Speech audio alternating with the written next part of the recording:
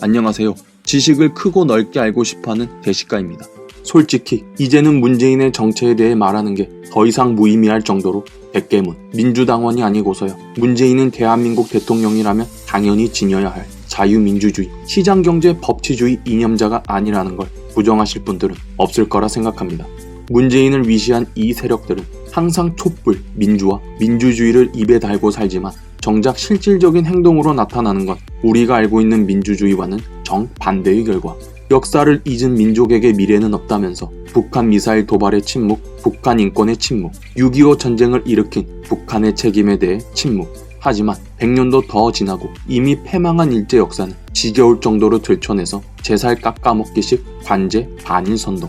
입으로는 한미동맹을 외치지만 실질적인 행동으로 드러나는 결과는 한미동맹 파괴, 자발적 미군 철수 조장.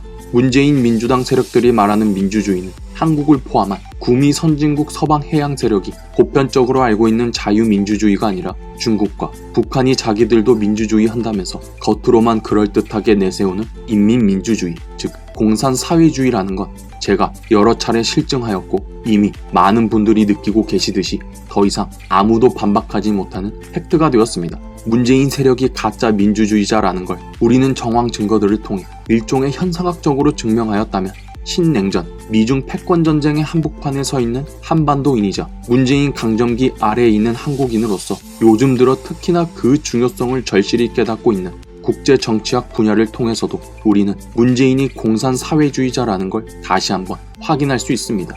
민주주의 국가들 사이에서는 전쟁이 일어나지 않는다. 현대 국제정치학의 대전제 중 하나인 민주평화론으로서 18세기 말 독일의 대철학자 임마누엘 칸트가 영원한 평화를 위하여 에서 주장한 영구평화론에 기원을 두며 국제정치학자 마이클 도일이 1986년에 발표하여 힘의 역학관계가 국제사회를 지배하는 원리라고 믿고 있던 현실주의 학파를 충격에 빠뜨린 민주주의 평화이론.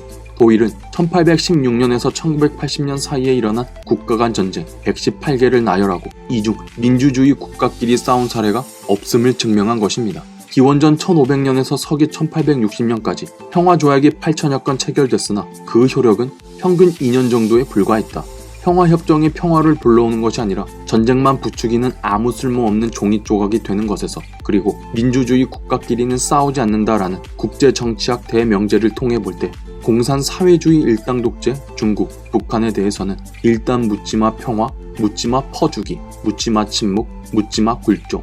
자유민주주의 시장경제 미국, 일본에 대해서는 일단 묻지마 반미 반일, 묻지마 대립, 묻지마 불매, 묻지마 전쟁.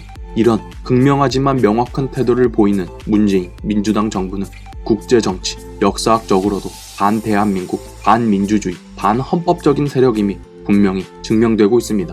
일본 국민들의 투표로 뽑힌 아베는 딱히 한국에 대해 뭐 나쁜 짓 한 것도 없는데 일단 비난하고 욕하고 반대하고. 하지만 우리 대한민국 국민들의 생명과 재산을 핵과 미사일로 실질적으로 위협하는 중국과 북한에는 마냥 입 닫고 침묵하는 백개문들. 그들은 이렇게 반박하더군요.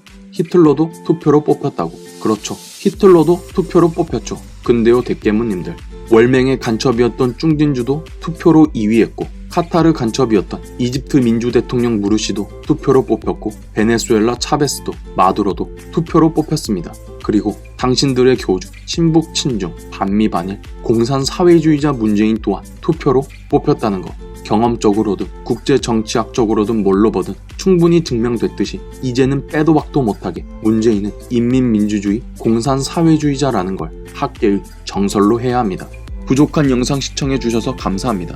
제 채널이 유익하다고 생각하신다면 구독과 좋아요 부탁드리겠습니다. 다음 영상에서 새로운 주제로 찾아뵙겠습니다.